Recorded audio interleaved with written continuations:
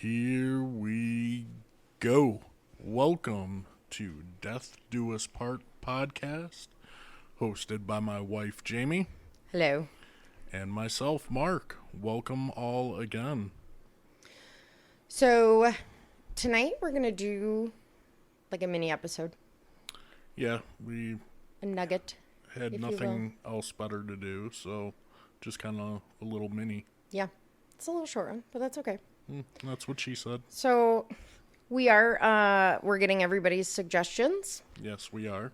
We are going to add music as soon as I can figure out how to do that. My guitar shredding. Yes, your guitar shredding. We also got another list from Jason of suggestions, and these ones are like stellar. Like, I think I'm just going to work my way down the list because they're good. And he said he totally fanboyed it when we mentioned him. So hope he fanboys it again. So we're working on some stuff. We're trying to get our shit together, but I mean, really, it's us. Violet had some good ones too. Yes, Violet has her own special case coming up soon, just for her. Yep. So we're trying to get it together. Yeah. I mean, I don't think we ever will, but No. I mean, we're trying, and that's the point, right? Yeah, sure. So what do you got? today I have the story of April Millsap.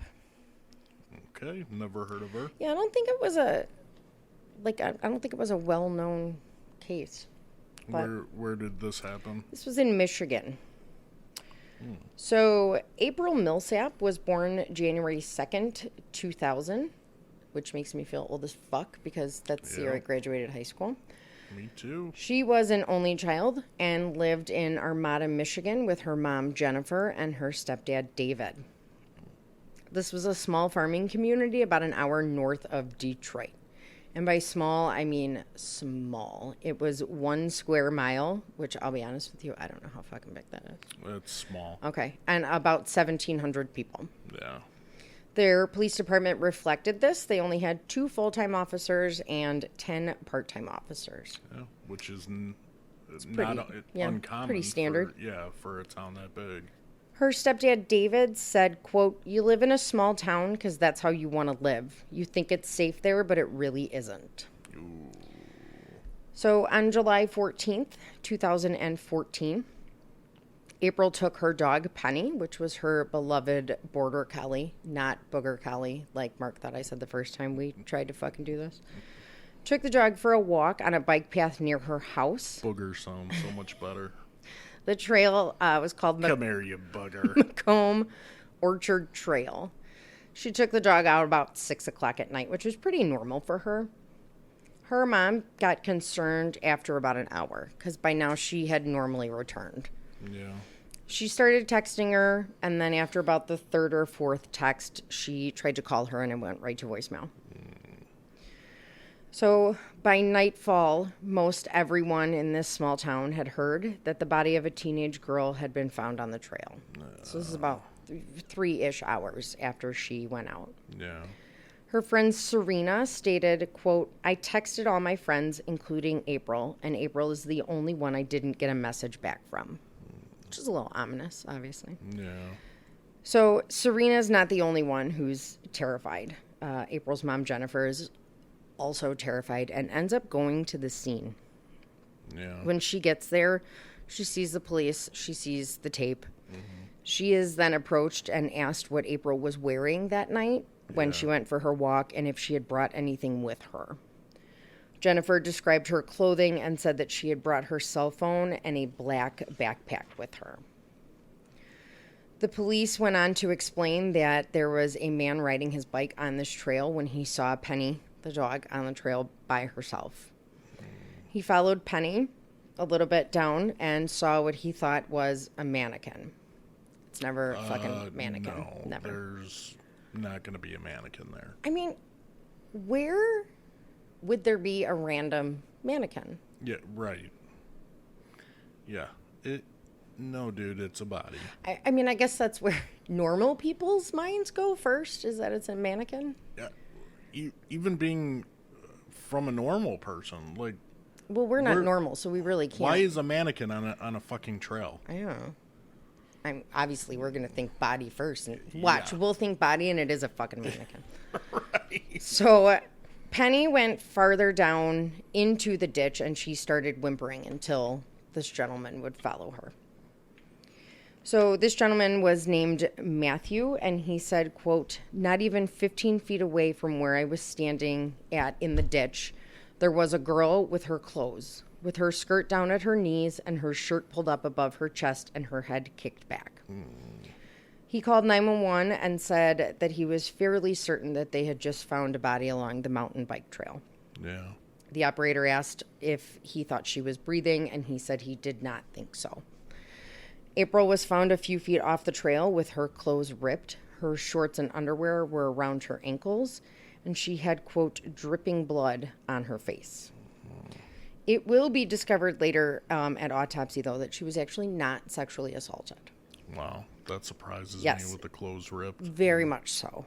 So the autopsy would actually reveal 48 documented injuries, the bulk of which were to her head and neck area. She had significant bruising and scrapes to her eyes, jaw, and neck, with blunt force injuries to the inside of her head and trachea. I'm assuming the rape was probably the goal for him. That's what I'm thinking. I mean, and he just probably got spooked, and it took too long. And I don't know. He's a piece of shit, so, yeah. I mean, because nothing else was missing from her, right? No. And it wasn't like she wasn't posed. You know, so it's not like she was put that way to throw them off. Yeah. So she also had pattern marks to her face, neck, and upper chest. These pattern marks appear to be shoe prints.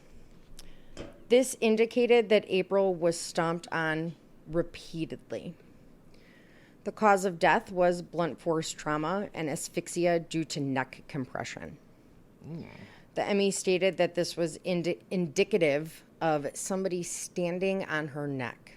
Jesus. So staying on her neck. So not only did he beat the shit out of her, he stomped her and then stood on her neck. Ugh. Yeah. So, excuse me.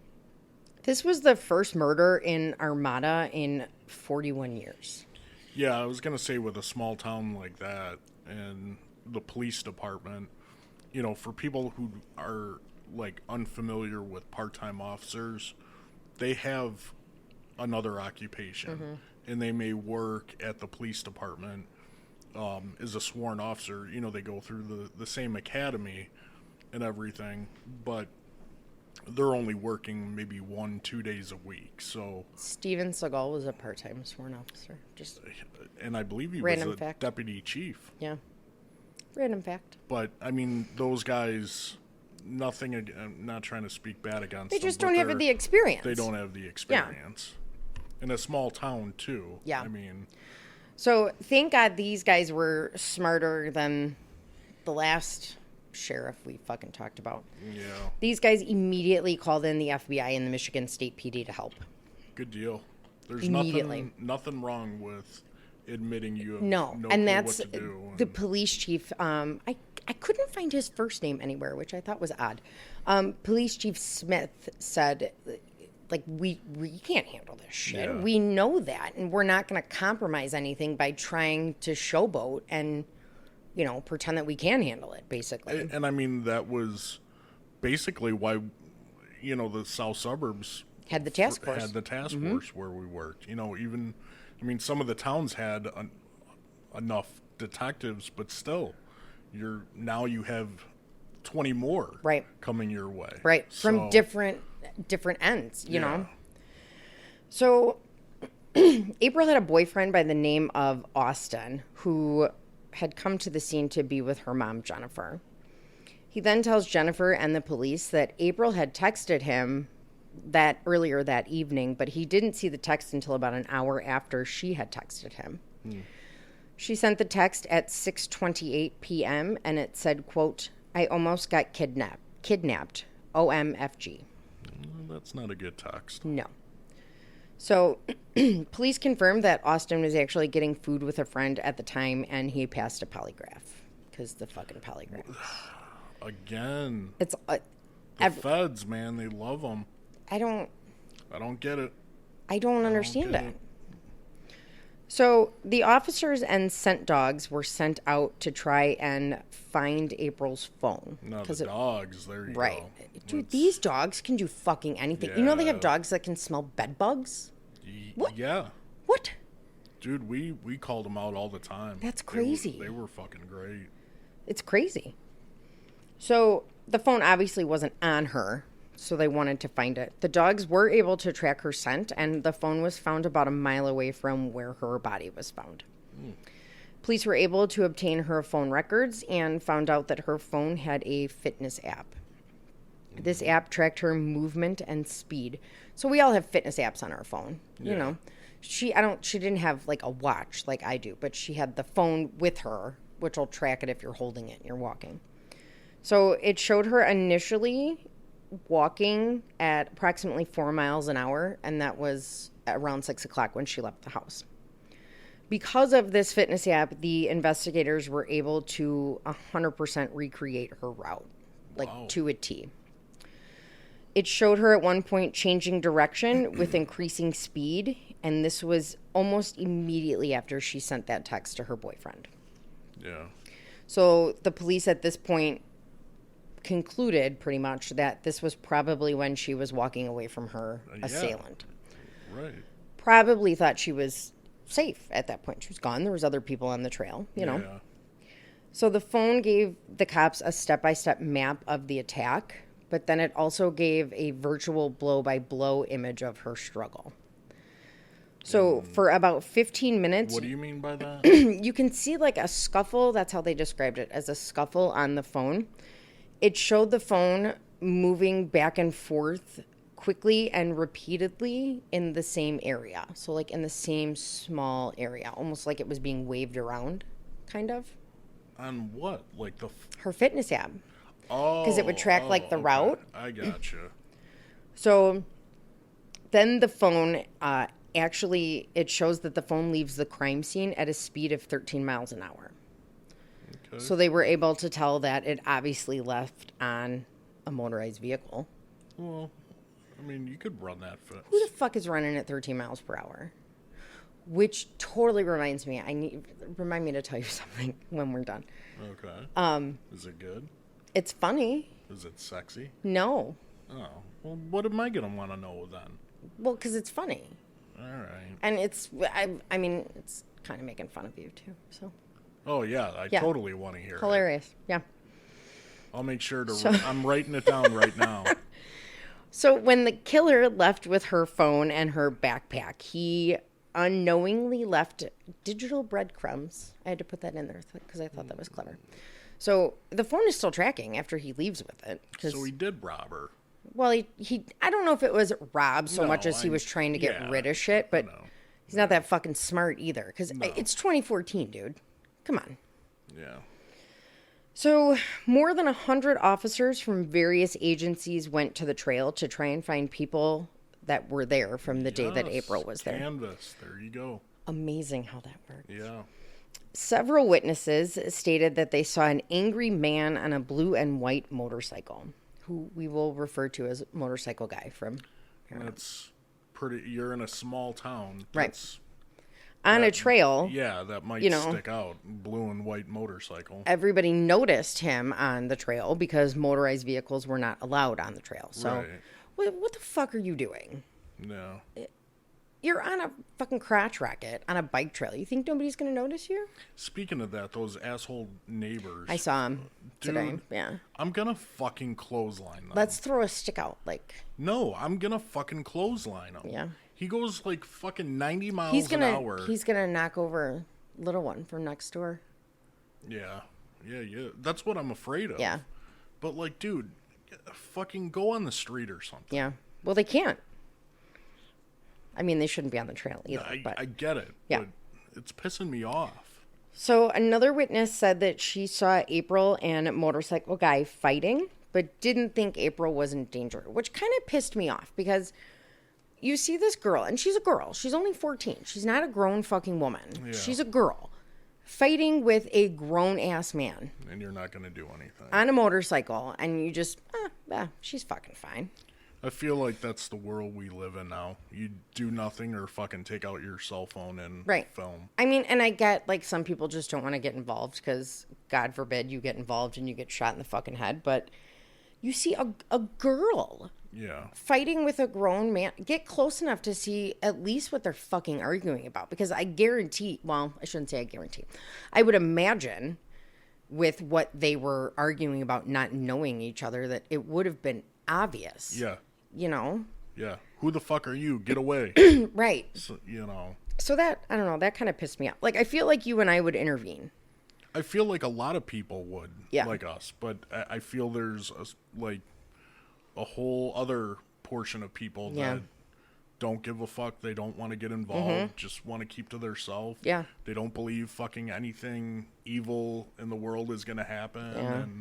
or they just want to fucking film it and upload it. Throw it on YouTube. Yeah. Don't help. Yeah. Yeah.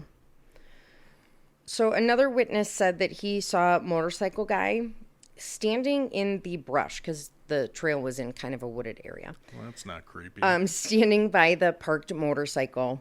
He said he locked eyes with him, and this guy looked like he had been caught doing something wrong. That's how the gentleman described it. So, Like pulling his wiener out. I or mean, something. oh my God. Yeah. Let's see. Okay. Page 69. No, this one's a short one. Simmer down. And you still have how 9? many pages? Jesus 8. Christ. Shut up. Front and back. Yeah. So this witness who locked eyes with motorcycle guy was able to create a composite sketch, which I'm not a big fan of I'm not either. a fan of the Some of sketches. them are fabulous, and other ones look like a child drew them. Yeah. I'm So- not a fan. And just eyewitness testimony. Is just not reliable. No. So- and the state's attorneys depend on it. If you And guys it's- wanted to get a sketch, would you call out somebody from state? Because none of you fuckers can draw. I think we did it once, and it was someone from Cook County. I don't think the state did it. I think county, but yeah, I think once. Yeah. And that was it. So the police also used April's phone for the route that was recorded on her phone to see if there was any surveillance video. Yeah. And motorcycle guy was actually caught on camera at 6:49 driving away from the scene, but couldn't be identified because he was wearing a helmet. And I'm surprised there's cameras over there. I know, in Podunk. So Yeah, good deal. a trooper by the name of Raymond Peckman was driving home from work when he... What's his name? Peckman? Say crack. He was driving home from work when he saw a motorcycle that matched the description of motorcycle guy's bike. This was seen in the driveway of a home on Juanita Ridge Road. He took pictures of the motorcycle and the address, went back to work the next day, showed the pictures to his higher-ups, and was given the okay to make contact with the homeowner. Yeah. Which, by the way, the last 2 episodes, you can hear you spitting every time. I'm sorry. I'm not sorry. I'm gonna keep doing it. So he was given the okay to make contact Can you hear with me breathing? the We should not probably record this late. I'm just saying. Because we're a bunch of fucking idiots when we we are. record this late. So he went and made contact with the homeowner who said that the bike actually belonged to his 32-year-old friend named James Van Callis Jr., who didn't live with him but lived about 40 miles outside of town with his father. But leaves his blue and white bike out in the open. Right, in a town of In a 6 town- people. yeah. Yeah. Genius. This guy's smart. Yeah. We can tell. Super smart. Oh boy. So he lived with his father, James Van Callis Sr., who was actually a registered sex offender. He had been convicted of having sex with a person under the age of 13. Oh, Yeah. great guy. Yep. So Peckman questioned James, who was actually very cooperative at the time, said that he went to Armada to visit his brother at about 6 and stayed till about 8 p.m. Peckman asked him what shoes he was wearing. James brought out a pair of shoes, but the tread pattern didn't match what they had seen on April. So he did say that he had a weird feeling, but there was really zero evidence that James was there that night on the trail. James did have a criminal record. It wasn't anything huge. He had convictions in 2005 and 2006 for breaking and entering and failure to pay child support. So I guess I shouldn't say it isn't huge. It's still, you know. Great dad. So Peckman goes back to the Van Callis home the next day to question James and to try and get a written statement. Yeah. And this time James is like, fuck you, dude. I got stuff to do. No. So Peckman did say that he was a little surprised with the sudden lack of cooperation because it had been less than 24 hours. Yeah. Maybe dipshit realized that he left his bike in a town of 6 people, and that's how Right. they found him. You think? So they ended up looking into his alibi and his cell phone records. The cell phone records showed that he didn't arrive at his brother's house when he said he did, You don't say. but it rather put him at a gas station right next to the crime scene. Boom. This gave the police enough information, evidence to get a search warrant. They didn't find anything linking him to the murder, unfortunately, but they did find that him and his dad were growing marijuana plants. So he was arrested and taken into custody for drug charges. Good. Hold him on that. He did say... But if it was Cook County, he'd be fucking out an hour later on an iBomb. Selling it. Yeah. He said at the time that they're executing the search warrant, and he's, standing by the police while they do it. And he made the comment that everything he learned from his father, the pedophile. Oh, yeah. The convicted pedophile. Yeah. His father then nodded his head proudly, indicating that he was telling the truth. Yeah. The pedophile. Good job, Dad. Yeah. Good Great job. guy. Stellar people right here. So after James was arrested, his girlfriend Crystal came to the police station saying that she wanted to talk. Let this be a lesson to all the men listening. It's always the girls, the girlfriends. Don't piss off your girlfriend. Dude, they fucking rat like crazy. Don't give him a reason to. Oh my God, you fucking women. Well, maybe if her boyfriend wasn't so fucking stupid, she wouldn't have a reason to. She's the stupid one fucking being with them. Yeah. Okay, I'll give you that, but still. So she said that she was being held as his hostage. What? And he was abusive and controlling. Yeah. So I just want to point out that every time we record at night, Mark is taking his pills halfway through the podcast. Pills are good. So she said that James actually started acting strange around the time of this situation. She woke up the morning after the murder and found James cleaning his motorcycle helmet and his shoes with hand sanitizer. What? I don't know. Maybe he didn't have Windex or something. I don't know. Water and a fucking paper towel? Hand sanitizer? Hey, I mean... Hand sanitizer does get permanent marker off of counter, though. It does? Yeah. But I don't think I would clean my fucking helmet with it. Anyways, he told her he spilled oil on them. Doesn't it kill the coronavirus? Yes, but not the oil he said was on his helmet. Oh. Yeah. He then stated to her that he messed up and he needed her to stand by him. That's when you know it's bad. She should have packed her shit. Yeah. Bye, bitch. She said she didn't know what he meant until the police came to talk to him. Generally, when the police come to talk to you, it's not good. No. What I did bad on Call of Duty. Stand by me. Don't leave me. Yeah. So she ended up, you know what I did? I think I miscounted. That's why I keep getting fucking thrown off. Like I missed 6. Page 6. Okay. So, anyways, Crystal then told the police that the shoes that James had showed Officer Peckman were not the same shoes that he was wearing that day and not the same shoes that he was cleaning the next day. She said that he was wearing black and white Air Jordans, which they knew he had because he had been seen on Facebook wearing them. Police did a second search warrant looking for the shoes and were unable to find them. They gone. They did order an exact pair to, quote, test them out. I don't know why you would order them. Just go to the local fucking Foot Locker and ask to borrow them. Do you think this 17-year-old working at the Foot Locker is going to be like, yeah, dude, let me get you a pair? No. I don't know. I'm just saying. They're like $150. Yeah, they're expensive.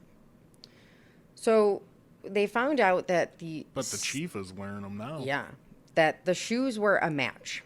And by a match, I mean the patterns lined up. Yeah. If you've ever seen a pair of Jordans, you know obviously that it's Michael Jordan's outline on the bottom of the shoe. Mm-hmm. So they were able to take the shoe. You didn't realize that. I did too. No, before you thought it was a random dude. I didn't think it was a random dude.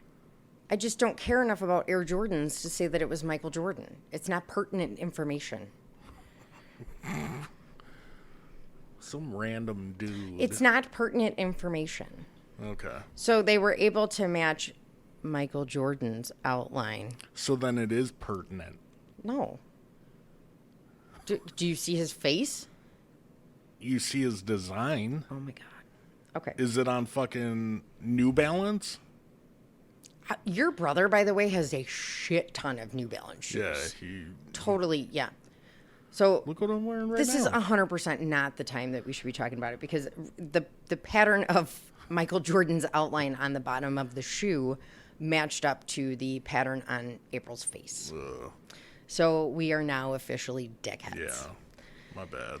So police suspect that James approached April on the trail, tried to hit on her. She turned him down, saying that she had a boyfriend. They then are guesstimating that she turned around and walked away quickly and texted her boyfriend, because the phone showed, obviously, the change in direction and speed. Yeah.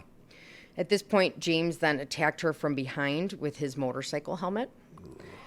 He then dragged her into the wooded area off the trail and attempted to rape her. Now, they found out that there was no sexual assault. They're suspecting that he was unable to complete the rape because she was fighting back so hard. Good for her. Which is heartbreaking, but yeah, but he decided then it was time. He was just going to beat the shit out of her and then stomp her to death. He was arrested and charged with first-degree premeditated murder, felony murder, assault with intent to commit sexual penetration. Now, I have a question. Yeah.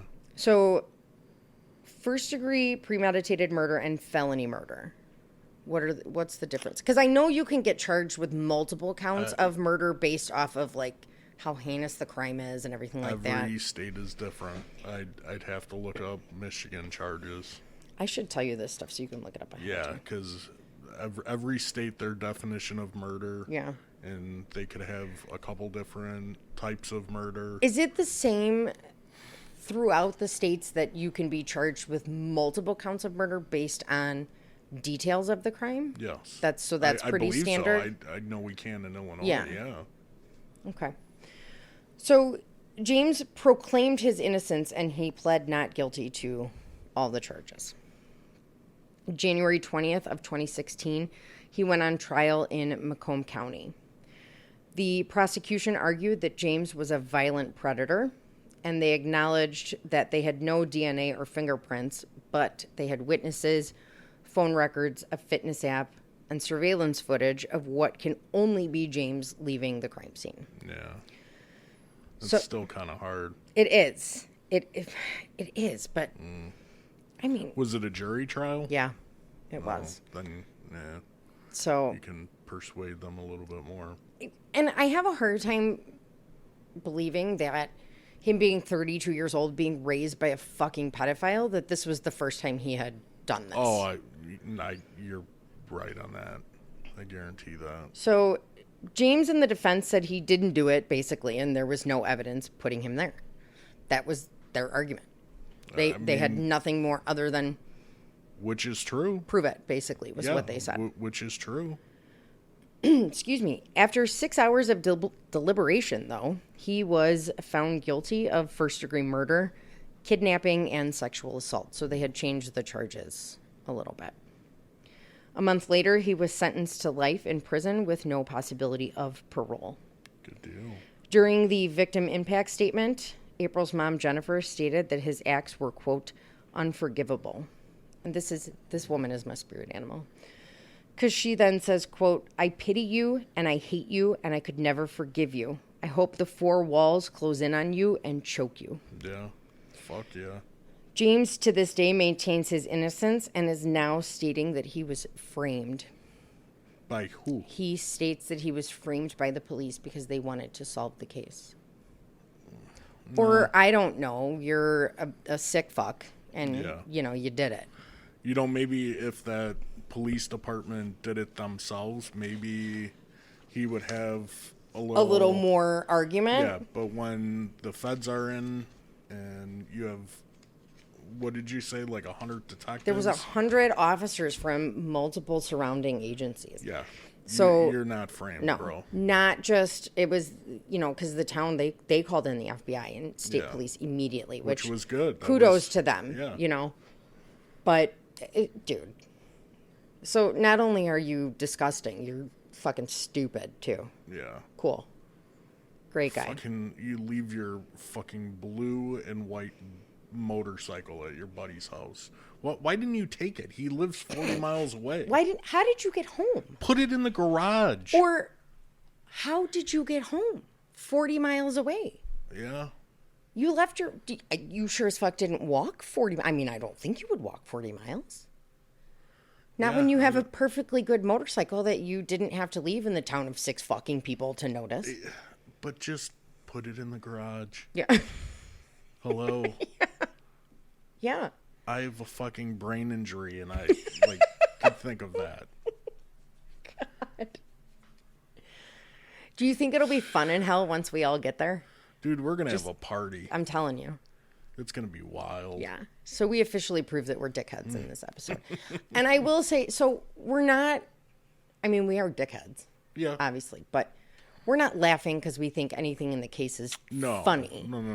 This is just, we're a little messed up in the head. Mm-hmm. And we have a very dry, dark sense of humor. So we're not laughing because we think anything in the case is funny. And if you're in this line of work, you get it. Yeah. We all do it. It's our way of coping. Mm-hmm. Yeah. Because if you let this stuff, if I would have let all those murders Jesus. You go to my head, I would have gone crazy. Mm-hmm. So, as bad as it sounds, you have to joke about it. Of course, we're not doing it around the family, but right. You have to. Oh, yeah. You'll go crazy. And we're not, like I said, we're not laughing at anything that's involved in the case. No. It doesn't discount that we're assholes. We are, but yeah, we acknowledge it. Yeah, we are. So you are. I am, 100%. Totally know that I am. Just look at your face. I was just going to say my face fucking shows it. Can't hide it even if I wanted to. Yeah. Mm-hmm. Well. This one was a short one. Yeah, what are we at? Oh, like see, a little nugget. Yeah. So maybe we'll start doing really I'm trying to get them out as quick as I can. Yeah. So we have a lot out there, but maybe we'll do a couple nuggets every week because I can put it together and it doesn't take me very long. Yeah, that's fine. But we're definitely going to do one, Saturday or Sunday? Whenever you're down for recording because I'm done with it already. Oh, cool. So we could probably do one Friday or Saturday and then just give me till Sunday to finish Violet's case and we'll get it out there. So. Okay. And then we'll try and get our shit together this weekend. Figure out. I say this every weekend. Yeah, you do. I don't And you do nothing. I nap and now I research. And then nap more. Yes. I love napping. Jesus Christ. Love yes, it. You do. I don't know why you fucking judge. I'm not judging. I wish I could nap too for fucking 10 hours. Come on. I know. Sometimes though I wake up and I'm like, what fucking year is it? Yes, you do. Where am I? Those are glorious though. And crabby as fuck. Yeah. Dude, you just slept for 5 hours. I am not what pleasant. Are you crabby about? I am not pleasant when I wake up from a nap. No. Usually, though, I'm woken from the nap, which probably is the cause of my crabbiness. Yeah, by me. Wake the fuck up. Hello? Why are you... It's fucking Saturday. Why do you have to wake me up? Oh, my God. Listen. Who's going to do the laundry and make the sandwiches? Leave a bitch alone. Leave me alone. Let me put my face mask on and fucking sleep. Jesus. Yeah, I'm actually currently doing laundry, so I will go upstairs and... Good job. I know.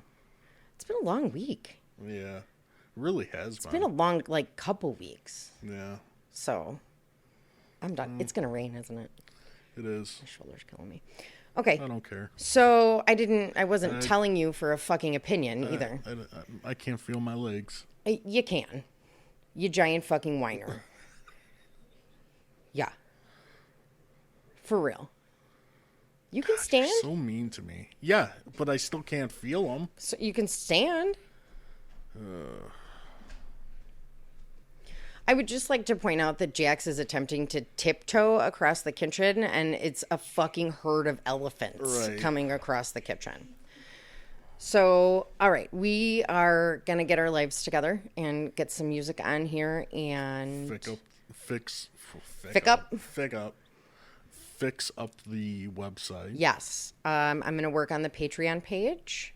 Yep.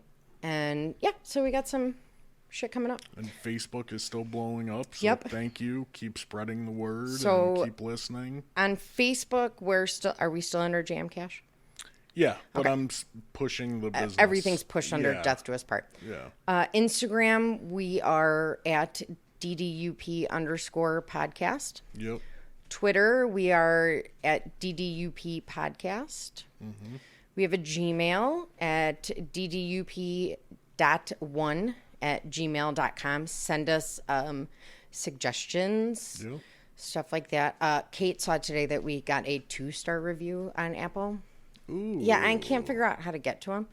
I know we're going to get reviews that are bad, but I almost feel like we're being personally attacked.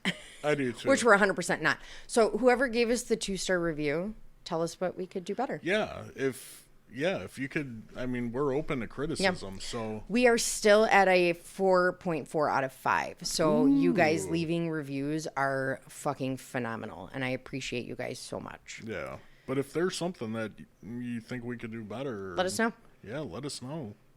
If you're going to tell me that I say fuck too much, though, I'm not going to change that. Yeah, sorry. Yeah. Listen to someone else. Right. Mm-hmm. But, yeah, keep reaching out. Keep sending your suggestions. Please subscribe and or follow, depending on whatever platform you use. Yep. Leave reviews, hopefully better than 2-star reviews. But if you feel the need to leave a 2-star review, tell us. Shoot me a Gmail. Tell me what we're doing wrong. And we'll try and fix it. Yeah. Yeah. Again, if it's to not me saying fuck too much, it's not going to happen. Nope. Or me making fun of you. We wouldn't be us. Exactly. Yeah. So. Yeah. So keep listening. Yes. Thank you guys again. Appreciate it. And we're gonna come up with a clever catchphrase for when we're done. Yeah. And by we, I mean somebody else other than us, because we're not clever people. Yeah. So, yeah. Yeah, I don't think I could. No. Mm-mm. That's cool. All right. We will be recording again this weekend, so... keep on listening. Yep. Thank you guys, and we will... We out. We out. Bye, guys. Bye.